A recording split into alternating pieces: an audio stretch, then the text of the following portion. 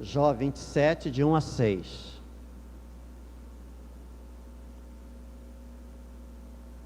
Se você achou, meu irmão, diga amém. Eu vou ler, os irmãos apenas me acompanhem. Jó continuou em sua fala dizendo: tão certo como vive Deus que me tirou o direito, o Todo-Poderoso que amargurou a minha alma, enquanto eu puder respirar e o sopro de Deus estiver nas minhas narinas, nunca os meus lábios falarão injustiça, nem a minha língua pronunciará engano. Longe de mim que eu dê razão a vocês, até morrer nunca abrirei mão da minha integridade.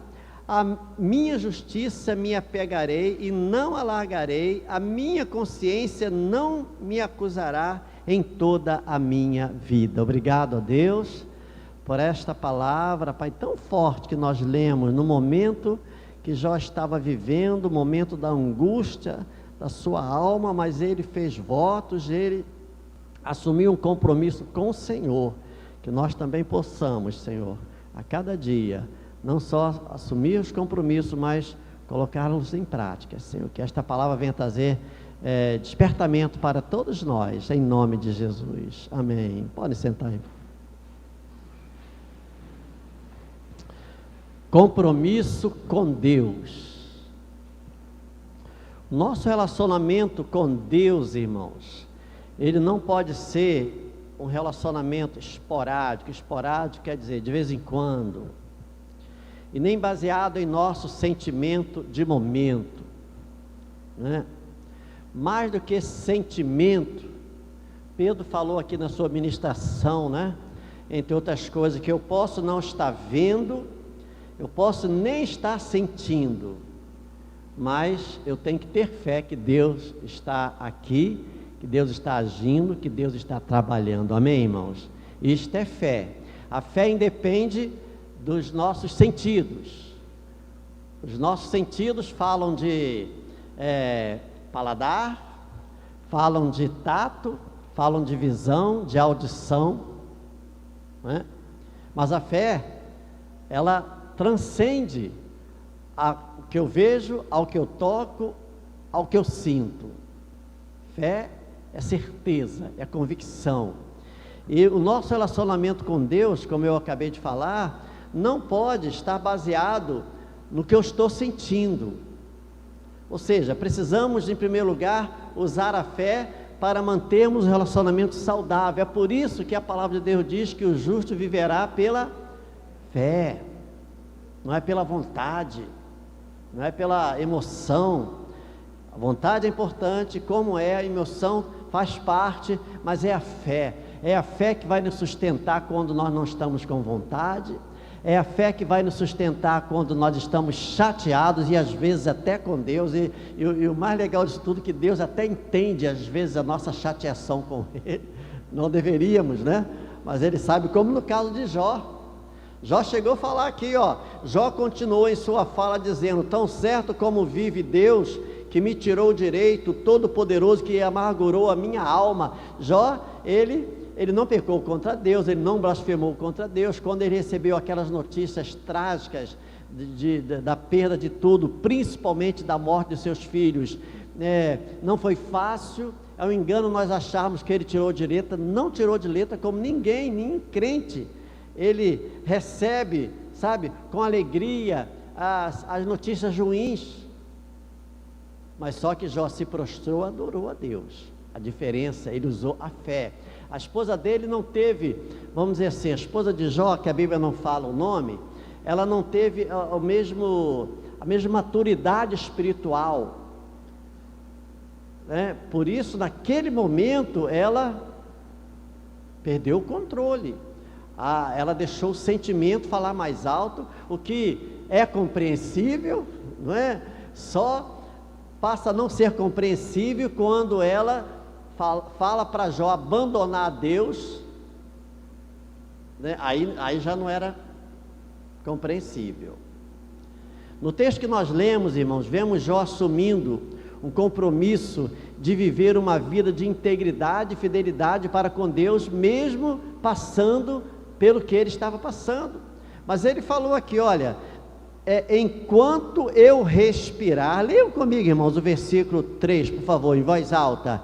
Enquanto eu puder respirar e o sopro de Deus estiver nas minhas narinas, vamos ler o 4, nunca os meus lábios falarão injustiça, nem a minha língua pronunciará engano. O 5, longe de mim que eu dê razão a vocês, até morrer nunca abrirei mão da minha integridade. Vamos repetir, irmãos, esse até morrer? Até morrer nunca abrirei mão da minha integridade, a minha justiça me apegarei e não a largarei, a minha consciência não me acusará em toda a minha vida.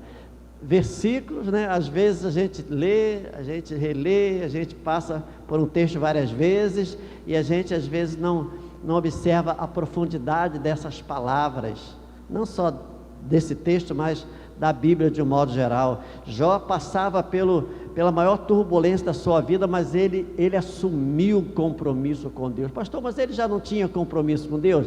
Lá no início, a Bíblia não fala que Jó era um homem íntegro, reto, temente a Deus, se desviava do mal? Sim, irmãos, mas a prova que ele passou, vamos dizer assim, fez com que ele ficasse mais temente, fez com que ele fosse despertado para uma vida de devoção mais intensa, para uma vida de integridade. Se ele já era íntegro, reto, temente a Deus, a prova que ele passou fez com que ele assumisse um compromisso de continuar sendo.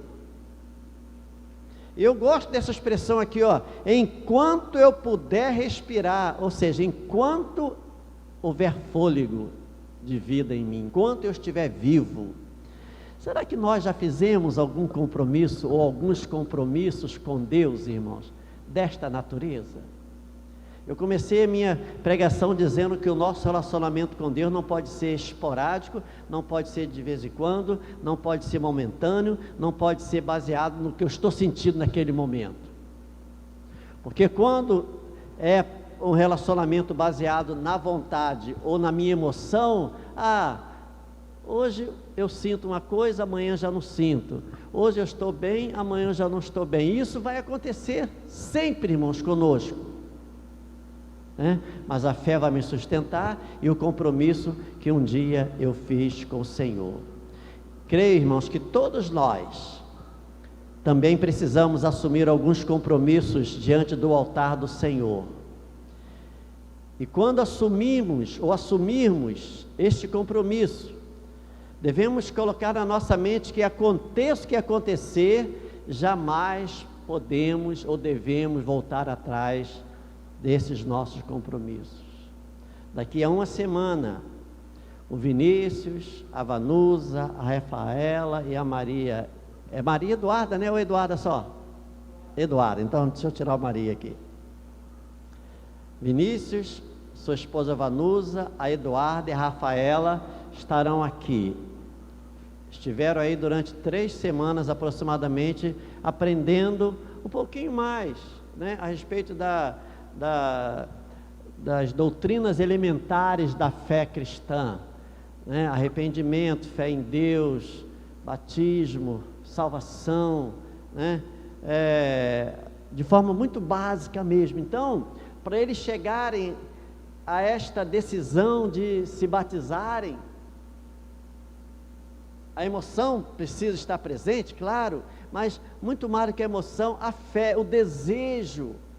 E cada um tem uma história, né? Cada um tem o seu relacionamento com Deus. E no dia do batismo, esse compromisso vai ser oficializado não num papel, né? Assim como um casamento, os noivos, eles assumem um compromisso, eles fazem votos, eles assinam também, né? A questão jurídica é importante, não é? As leis do país precisam ser cumpridas, mas houve um tempo, com certeza, no começo lá, né, Adão e Eva, que foram casados de fato, não tinha nenhum papel, nenhum juiz de paz, e certamente nas primeiras né, gerações, ou no início, né, de tudo, dos relacionamentos, quando os homens, as mulheres, os noivos se casavam, não tinha papel, não tinha nada para assinar, eles assumiam compromisso diante da família de ambos. Houve uma época que tinha o dote, né, que tinha que se pagar o dote. Enfim, e mais tarde é que começou a aparecer a figura do sacerdote, do juiz, não é? Mas o compromisso, antes de ser um compromisso legal, jurídico, é um compromisso que o noivo e a noiva, eles fazem diante de Deus um ao outro, né? De serem fiéis, de manterem, né? Se guardarem, se guardar para o outro, enfim, isso tudo que nós sabemos, né? Depois de praticamente 200 casamentos por aí que eu já fiz, eu tenho quase tudo na minha mente, né? De cor, a cada palavra que os noivos precisam dizer, né? O ano, irmãos, está terminando, nós estamos aí há 4 dias para o término deste ano diferente. E é bem provável que todos nós, em algumas áreas da nossa vida, deixamos a desejar no que diz respeito a compromissos que um dia assumimos e não levamos adiante. Um exemplo disso são os compromissos que nós fazemos, né? Não para ninguém, mas assumimos, cada um assume para si mesmo. E quando o ano termina e começa outro ano, normalmente a gente faz compromisso, né? Alguns fazem um compromisso de emagrecer, outros fazem um compromisso de ir para a academia, outros fazem compromisso de fazerem dieta, outros fazem compromisso de finalmente visitar aquele parente lá no interior de Minas Gerais, alguns fazem o compromisso de serem mais presentes em casa, alguns fazem compromisso de trabalharem menos, alguns fazem de trabalharem mais, alguns fazem o compromisso, então, esse ano eu vou reformar a minha casa, alguns fazem o compromisso, esse ano eu vou procurar um outro lugar para eu morar, alguns fazem o compromisso, esse ano eu vou vender meu carro velho, vou comprar um melhorzinho, alguns falam assim, esse ano eu vou vender o meu carro novo, vou comprar um mais velhinho para investir o dinheiro em outra coisa. São os compromissos que nós fazemos. Aí quando chegamos ao final do ano, a gente faz um levantamento de todos aqueles votos e compromissos. Eu não estou usando muita expressão voto não, mas é quase a mesma coisa, tá bom? E a gente vê que, só que esse ano, irmãos, nós temos uma boa justificativa para não termos cumprido muitos compromissos. Que justificativa é essa, irmãos? É a pandemia. A pandemia quase que é um álibi para quase todos nós. Mas, por outro lado, irmãos, muitas coisas boas surgiram neste ano de pandemia.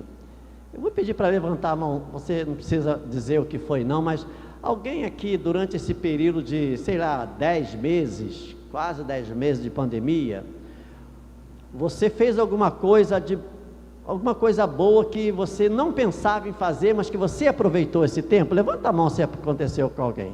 Comigo aconteceu. Comigo aconteceu. E tomara que tenha sido coisa boa, né, para os irmãos. Mas certamente, se a gente for analisar, a gente vai ver que nós deixamos alguns compromissos de lado, deixamos a desejar. Nós vamos ver nesses, talvez 20 minutos que eu ainda tenho, irmãos, o exemplo de alguns homens que fizeram um compromisso com Deus, e mesmo sendo homens falhos, eles cumpriram tais compromissos. O primeiro que eu quero falar é Josué.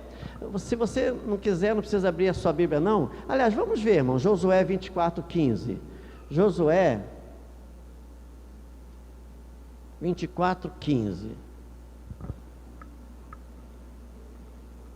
Josué, ele fez um compromisso que todos nós, foi em tempo diferente, em uma situação e circunstâncias completamente diferentes, mas esse compromisso que ele assumiu, irmãos, eu acho que nós podemos imitar. Nós podemos imitar. Josué 24:15, diz assim, eu vou ler o 14. Agora, pois, temam o Senhor e o sirvam com integridade e com fidelidade, joguem fora os deuses que os pais de vocês serviram no outro lado do Eufrates e no Egito, e sirvam o Senhor.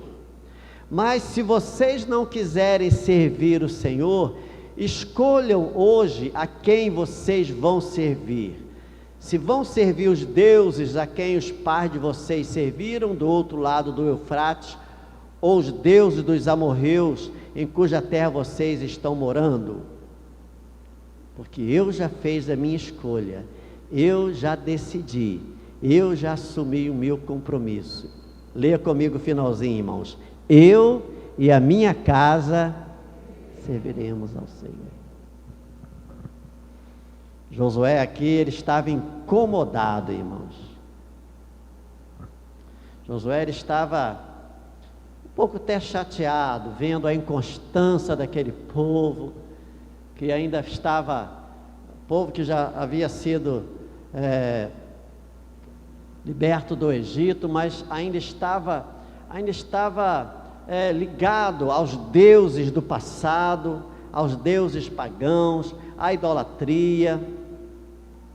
Estava muito forte, né? Porque você já deve ter ouvido essa expressão: o povo de Israel saiu do Egito, mas o Egito não saiu do coração deles, de muitos deles. E Josué aqui, né, sucessor de Moisés, liderando, percebendo a inconstância, aquele povo que já devia estar servindo e adorando somente a Deus. Moisés, ele se esforçou, ele era um homem manso, mas ele às vezes ficava chateado, chegou até: Senhor, tira minha vida, porque eu não aguento mais. E ele acabou não entrando mesmo na terra prometida não. Josué, ele assume, e o povo continua nessa inconstância. Aí ele chega e fala: olha, temam o Senhor e o sirvam com integridade e com fidelidade.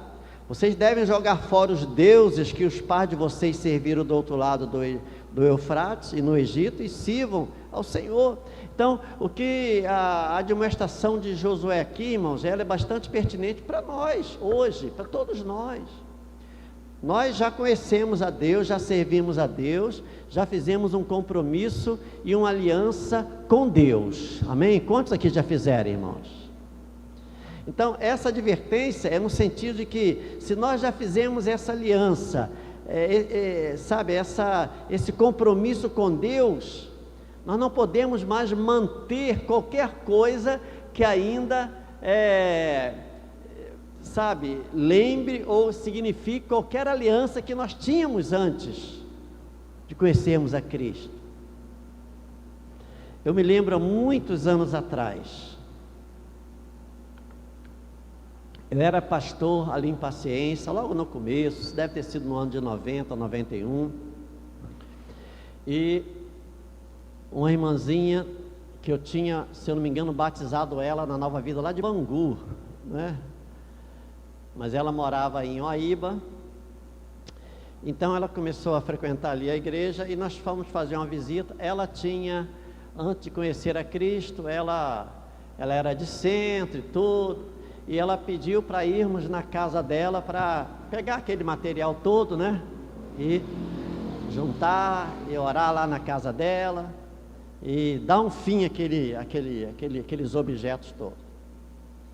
E ela levou a gente lá no quarto, né, na sala, tinha muitos objetos, colares e vários objetos.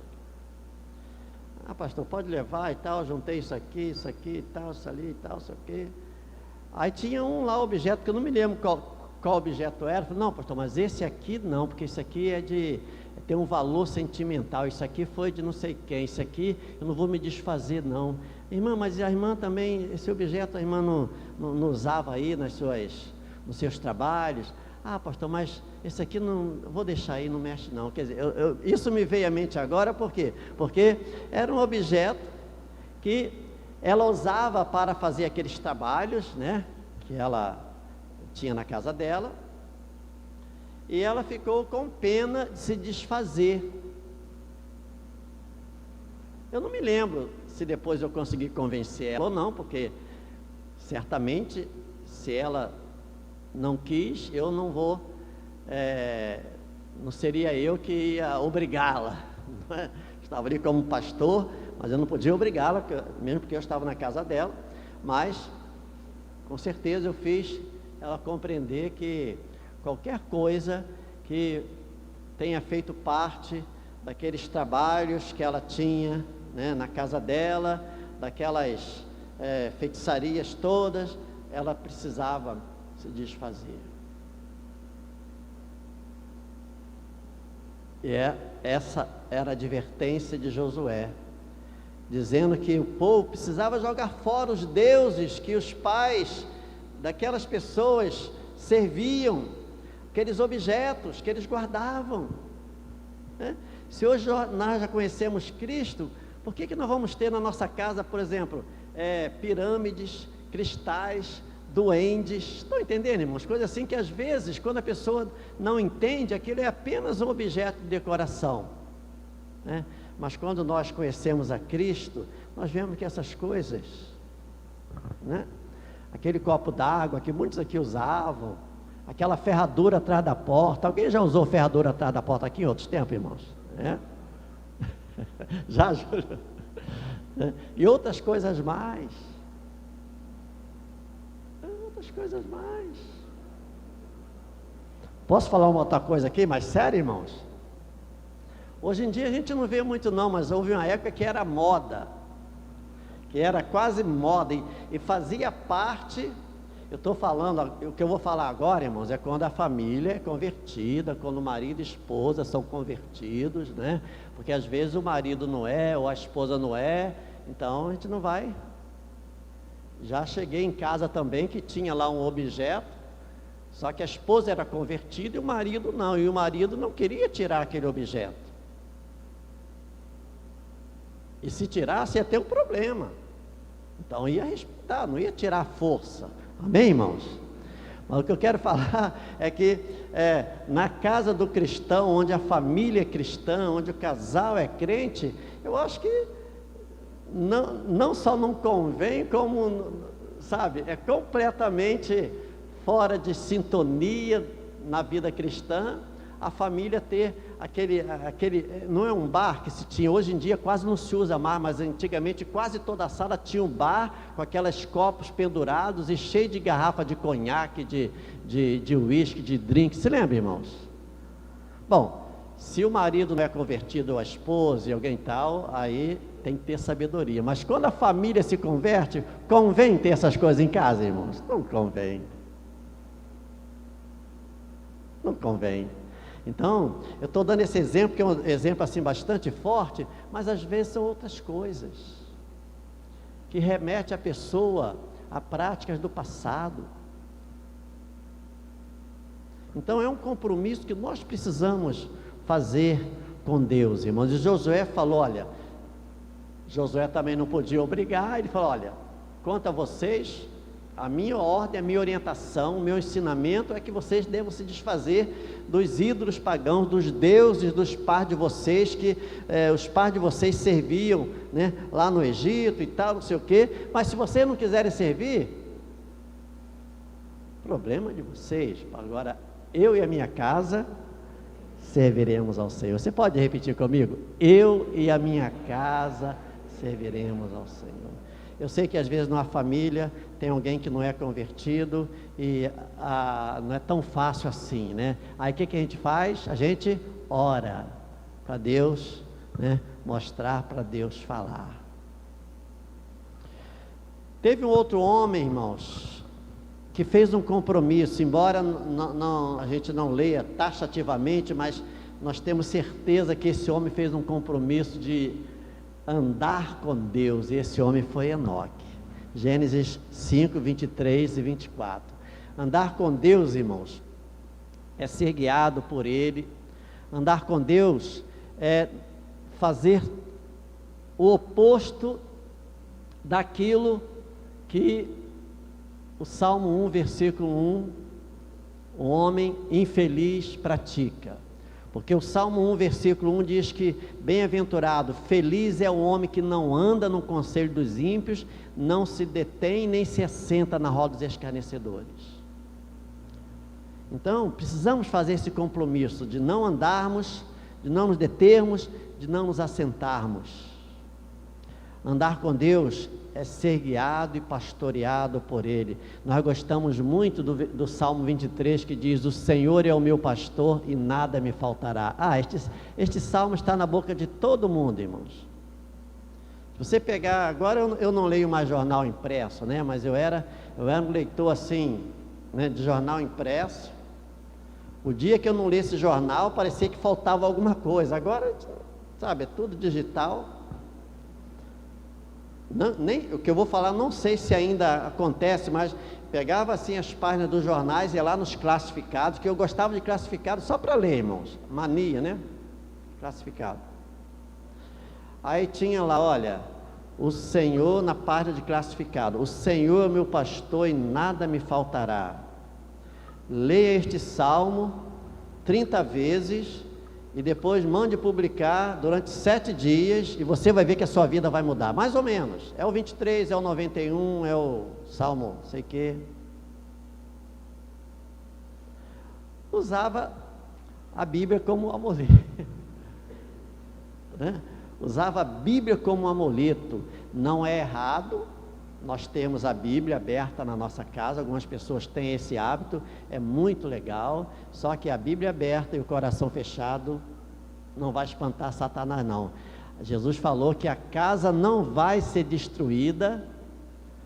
Pode ser uma casa espiritual muito bonita, mas ela só vai ficar de pé se nós edificarmos, né, através da palavra, que é exatamente colocar em prática a palavra de Deus. O Salmo 23, então, ele fala: o Senhor é meu pastor e nada me faltará, que é a parte que nós gostamos muito. Aí fala que Ele vai nos conduzir para os pastos, para as águas, vai, estar conosco e vai nos livrar do mal, ainda que passemos pelo vale da sombra da morte. Mas isso fala tudo de uma trajetória de uma vida cristã, né? Mas para isso, nós precisamos andar com Deus.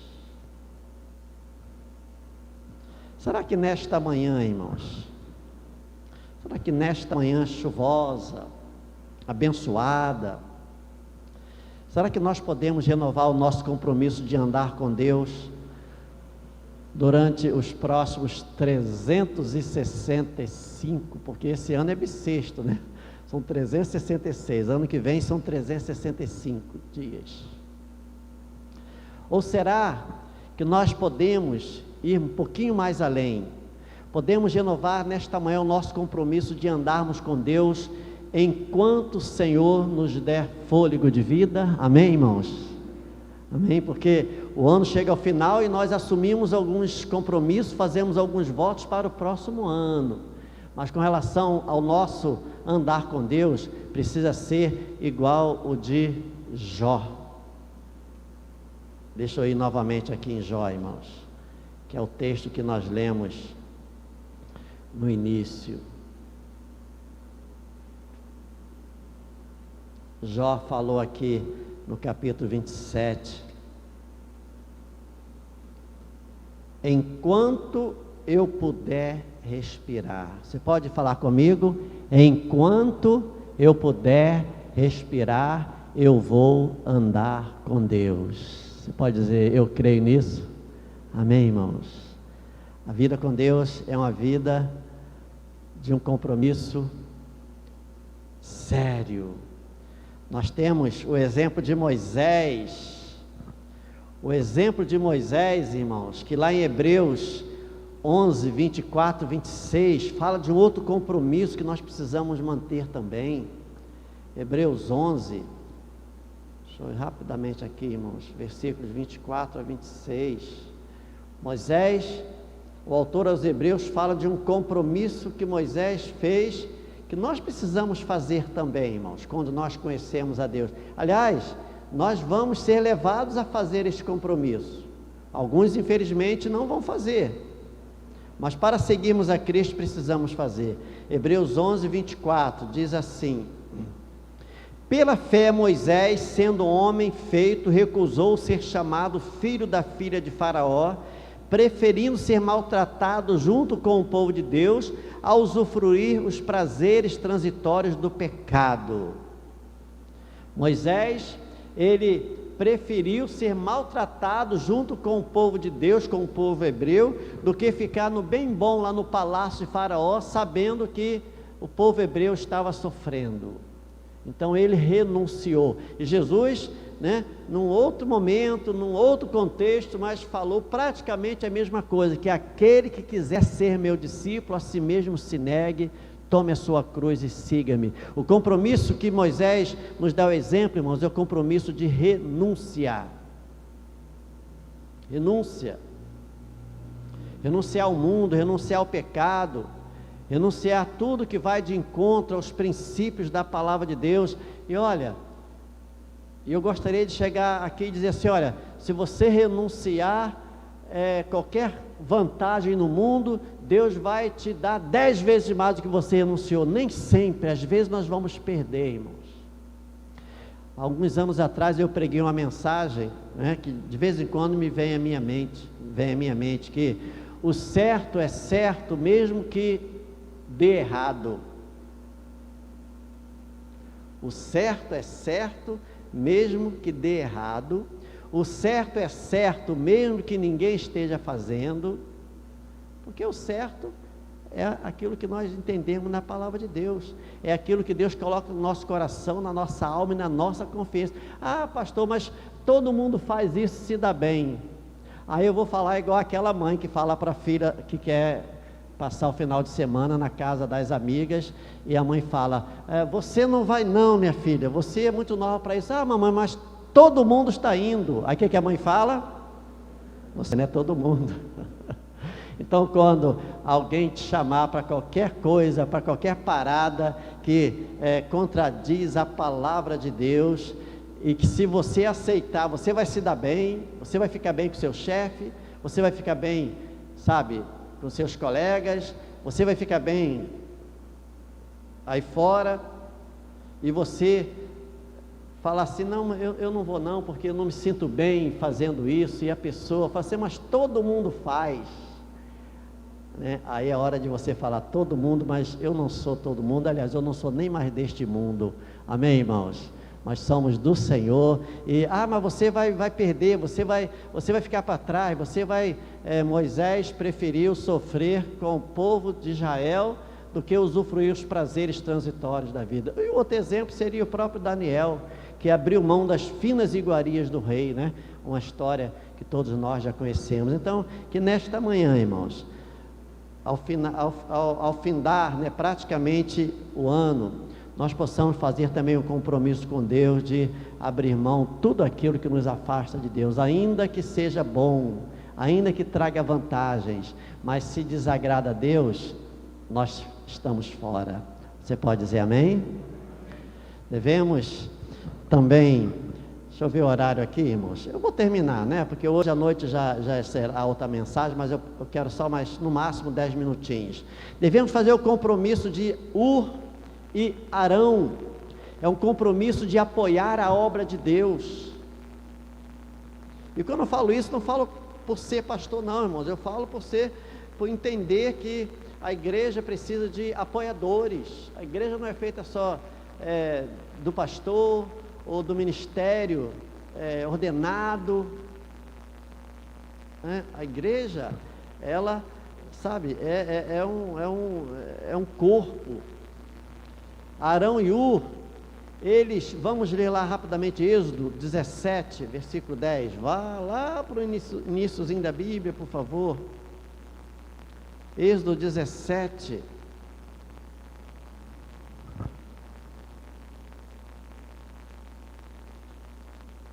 versículo 8, Êxodo 17, 8. Então vieram os amalequitas e atacaram Israel em Refidim. Com isto Moisés ordenou a Josué, quer dizer, veio o inimigo atacar o povo de Deus, E Moisés então ordenou a Josué, que era o seu, vamos dizer assim, Josué, né, que era o auxiliar imediato de Moisés, inclusive foi o seu sucessor. Moisés falou assim para Josué: escolha alguns homens e vá lutar contra os amalequitas. Amanhã eu estarei no alto do monte e o bordão de Deus estará na minha mão. Josué, você vai lutar contra os inimigos, escolha alguns homens aí, bom de guerra, e vá lutar. Você vai para a batalha campal. Eu vou ficar no monte, né, intercedendo. Moisés, irmãos. E o bordão de Deus, o cajado de Deus vai estar na minha mão. Josué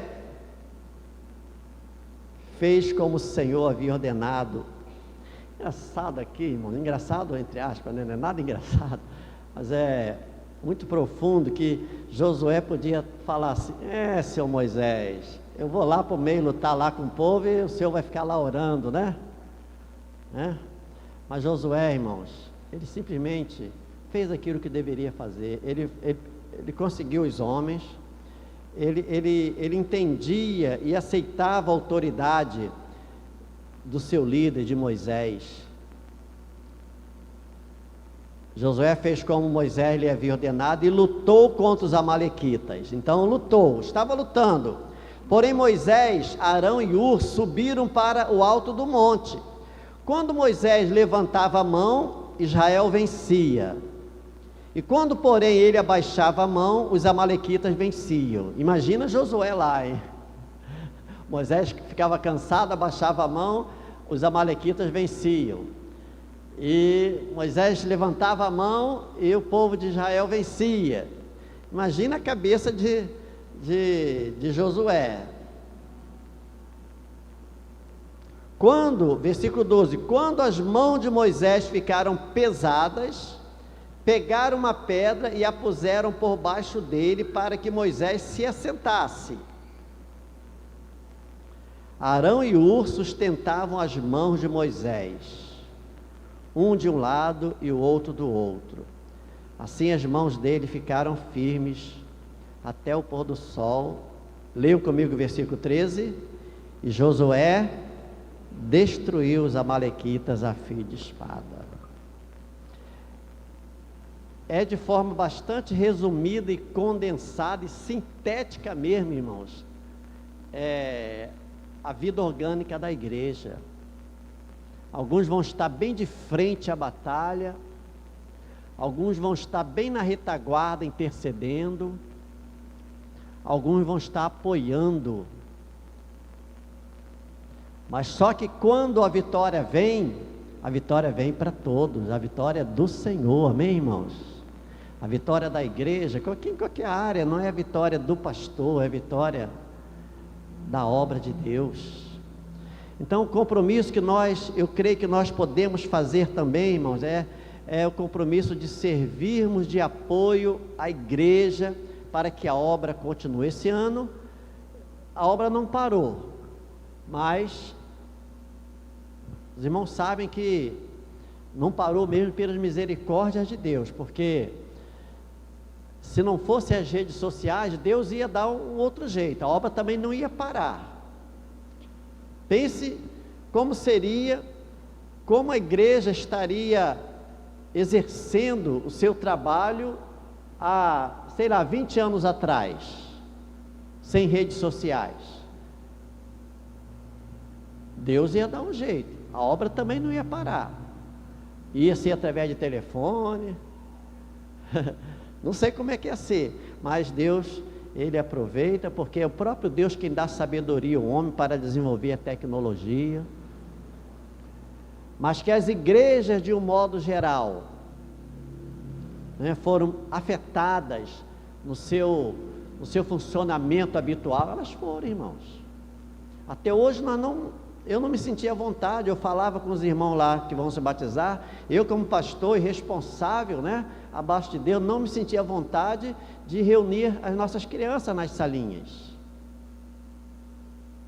Porque se as próprias escolas, colégios, escolas, seja públicos ou particulares, a gente sabe que houve questões políticas, a escola vai fechar, agora vai abrir, pode abrir, mas só com 50% ou 30%, os professores vão ter que dar aula online, e daqui a pouco é liberado a abertura da escola, daqui a pouco fecha de novo e tal, por causa da preocupação.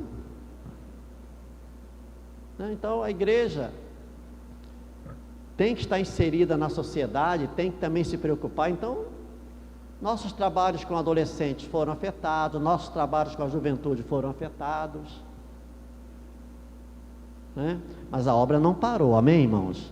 A obra não parou, e eu tenho certeza que para o ano, né, voltaremos assim que as coisas estiverem muito mais tranquilas com relação a essa pandemia, com toda a força. Então precisamos assumir um compromisso com a igreja, precisamos levantar as mãos daqueles que às vezes se cansam, precisamos oferecer o nosso apoio através das nossas orações, através de algum conselho, através de alguma ajuda em particular. É o compromisso de Arão e Hur de sustentarem a mão de Moisés quando se cansava, e como se cansava. Ele estava só sentado, irmão, mas ele se cansava, mas ele era o líder. Amém, irmãos? E para terminar, o próprio Josué e Calebe, eles assumiram um compromisso, enquanto os outros 10 espias voltaram dizendo: nós não vamos conseguir vitória sobre este povo, porque eles são mais fortes, são mais poderosos, são mais numerosos, e nós não vamos conseguir, nós seremos destruídos. Nem adianta, Moisés, nem adianta, não adianta, porque é causa perdida. Enquanto isso, Josué e Calebe falam assim: realmente eles são mais fortes, eles são mais numerosos, eles têm mais poder, vamos dizer assim, bélico, de guerra. Só que Deus mandou. Olha só esse cacho de uva aqui, o tamanho. 2 homens tiveram que carregar um cacho de uva. É terra que emana leite e mel. Então não importa se tem gigante, se tem um exército poderoso, se eles estão preparados, se Deus mandou, nós vamos conseguir. Então precisamos assumir este compromisso, irmão, de não sermos aqueles que vão desmotivar e desanimar. Não vai na igreja não, o que adianta? Não busca não, o que adianta? Não dá o seu dízimo não, o que adianta? Hoje está chovendo, não vai não, o que adianta? Sabe, nós estamos fazendo o papel exatamente dos 10 espias, porque se é Deus que nos mandou, se a obra é de Deus, não adianta, não interessa se está chovendo, se tem pouco dinheiro, se nós não estamos com vontade, a obra vai ser feita, amém, irmãos? E que você assuma o compromisso de fazer parte da obra do Senhor. Precisamos nos ocupar com esta grande obra, irmãos. Não podemos nos deixar seduzir por aqueles que, além de estarem desanimados, ainda trabalham para desanimar os outros. Nós temos que assumir compromissos. Nós temos que ver oportunidades onde muitos estão vendo calamidade. Um pastor contou essa ilustração, não me lembro quem foi não, mas muito interessante. Um grande empresário, fabricante de calçados, ele queria expandir o seu negócio para um país aí asiático. E ele, conversando com outras pessoas, ele falou assim: poxa, eu queria abrir uma fábrica de calçados lá em determinado país, muito numeroso, muito populoso. Poxa, eu vou dar emprego para muita gente, vou conseguir ganhar muito dinheiro. Aí alguém falou assim: não adianta você abrir uma fábrica de calçado naquele país não, porque lá todo mundo anda descalço. Todo mundo não, né? A maioria do povo anda descalço. Então você vai vender calçado para quê se o povo anda descalço? Essa foi a visão pessimista. O outro falou assim: tá aí, é uma boa oportunidade para você vender calçado para esse povo que anda descalço, porque aí você vai conseguir vender. Enquanto um é o copo meio cheio, meio vazio, enquanto um viu que era uma calamidade, que era uma desgraça, que eles não iam comprar calçado porque o povo só andava descalço. O outro viu a oportunidade de botar sapato no pé do povo que andava descalço, irmãos. E o último compromisso que nós podemos assumir, não o último que podemos, mas no meu esboço aqui, é o compromisso de levar outros a Cristo. Vamos assumir esse compromisso, irmãos, de levarmos outras pessoas a Cristo.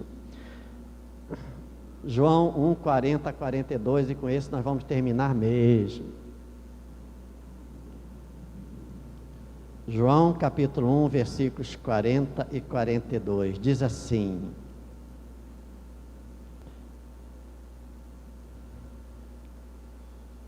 André, o irmão de Simão Pedro, era um dos 2 que tinham ouvido o testemunho de João e seguido a Jesus.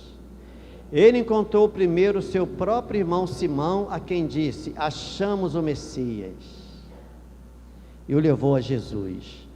Jesus olhou para ele e disse: você é Simão, filho de João, mas agora será chamado Cefas. Cefas quer dizer Pedro, mas é o versículo 40 que diz: André, o irmão de Simão Pedro, era um dos 2 que tinham ouvido o testemunho de João e seguido a Jesus. André ouviu o testemunho de João e passou a seguir Jesus. Depois ele encontrou primeiro o seu próprio irmão Simão, e o que ele disse a ele? Achamos o Messias, e o levou a Jesus. André conheceu a Jesus através de João, e não parou por aí, não se acomodou. Ele encontrou com seu irmão Pedro e o levou até Jesus. Que nós possamos levar pessoas a Cristo, irmãos, porque se apenas cumprirmos as nossas obrigações na igreja, no ministério, é importante, faz parte, mas se nós não estivermos facilitando, se não formos facilitadores para que as pessoas conheçam a Cristo. Este ano, você poderia se lembrar de alguma situação, de alguém que você ajudou a conduzir a Cristo? Responda para você mesmo. Essa pergunta eu também preciso me fazer como pastor, irmãos, porque embora seja um chamado estar aqui pregando, mas evangelizar não se restringe a um microfone na mão, a um púlpito, a uma igreja. É muito cômodo para o pregador, é muito cômodo, embora seja uma responsabilidade enorme, né, que os irmãos sabem, mas estar aqui pregando, os irmãos estão aí passivamente me ouvindo, dizendo amém, quando concordo, né? Agora, quando as luzes se apagam, as portas fecham, nós vamos para o mercado, vamos para o banco, vamos para o trabalho, vamos para a faculdade, vamos, para as férias, vamos para onde for. Então ali nós precisamos encontrar as pessoas e precisamos falar: encontrei a Cristo, vou te levar até Ele também. Encontrei a Cristo e a minha vida foi mudada. Eu vou te levar a uma pessoa que mudou a minha vida. E assim, irmãos, nós estaremos assumindo este compromisso de levarmos as pessoas a Cristo. Amém? Vamos ficar de pé.